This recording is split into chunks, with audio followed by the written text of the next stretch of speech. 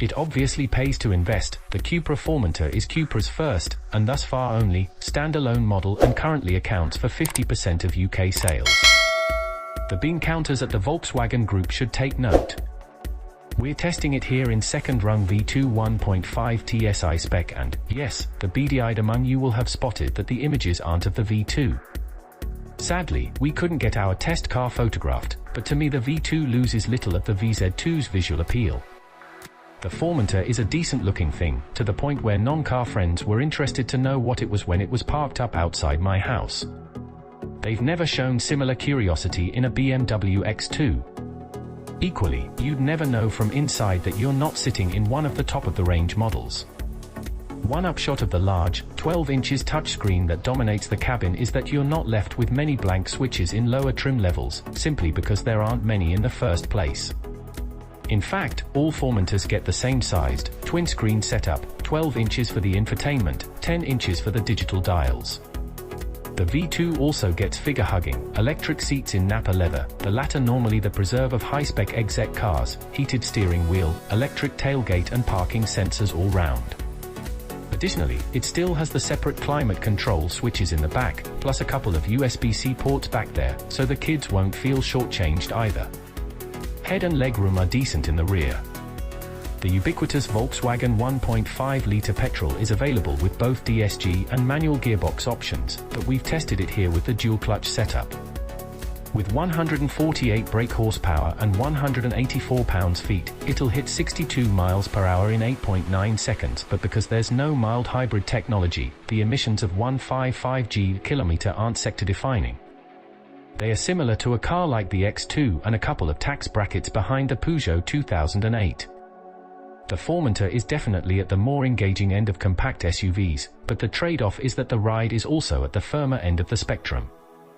Not that this should come as a massive surprise, even just a cursory glance at the 19 inches wheels, standard on the V2, should give a clue that you're not about to jump into a magic carpet. It's also partly down to the spec. Previous versions we've tested all featured adaptive dampers, but the V2 1.5 TSI doesn't get these. It does, though, still keep various driving modes, so you can alter other aspects of the car's character like engine response and steering weight. None of these fundamentally tweak the car's character, but that's not a huge miss when the basics are largely spot on. The engine spins away happily and is, most of the time, unobtrusive. It's only when you really rev it that the sound becomes coarse. But you get very little performance gain by carpeting the accelerator, so our suggestion is to leave it in the lower rev range. The throttle response in comfort isn't the sharpest, as we also found in the most powerful 306 brake horsepower version, but Sport Mode tweaks it to become more aggressive. As with most VW Group products, the steering is accurate enough, if lacking in ultimate levels of feel.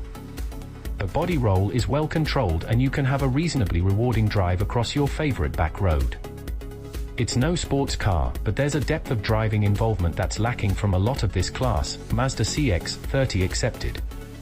Arguably, this is the sweet spot of the Formentor range. The VZ1 and VZ2 trims don't add a huge amount of extra kit, other than a safety and driving pack for the latter, so the V2 makes the most financial sense. That is if you can make do without the most powerful engines and adaptive dampers, as the top spec, Golf R-Source 306 brake horsepower lump is only available on VZ versions. This new Cupra is named after a remote beach on Mallorca, nestling on the northern outcrop of the Mediterranean island at the end of a snaking mountain pass that drops from the sprawl of Polenka. A few years back, I was enjoying a family holiday thereabouts when who did I bump into? None other than car editor-at-large Ben Barry. Small world, etc. This time my surprise encounter is with an even closer family member. It's the Formentor's new plug-in kin. The e-hybrid downsizes our VZ2's 2.0-litre TSI for a smaller 1.4 paired with an 85 kilowatts electric motor with a choice of 201 brake horsepower or 242 brake horsepower system output. We're in the brawnier version. Charging the 13 kWh lithium-ion battery every night means we manage 21 miles on silent e-propulsion before the petrol engine awakes, not matching the claimed 34-mile e-range. It seamlessly juggles both power sources. Acceleration feels brisker than the claimed 7.0 seconds 0 to 62 miles per hour, and there's a surprising wriggle of torque steer under full throttle.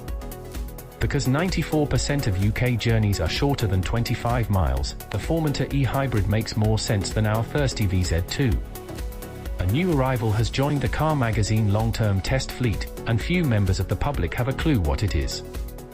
We'll be living with the cupra Formentor for the next 6 months, and you can follow all the action and commentary right here, in our daily driver diaries, with monthly reports and extra bonus snippets and observations.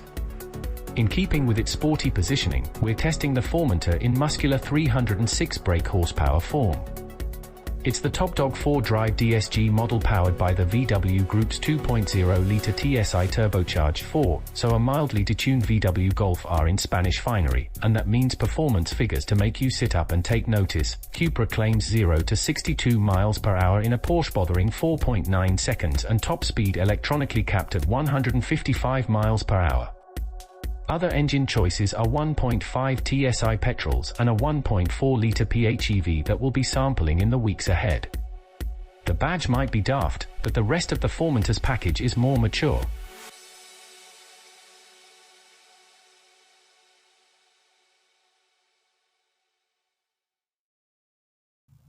If you liked the video, subscribe our channel, and if you want to know about other special and brand new cars, write it in the comment.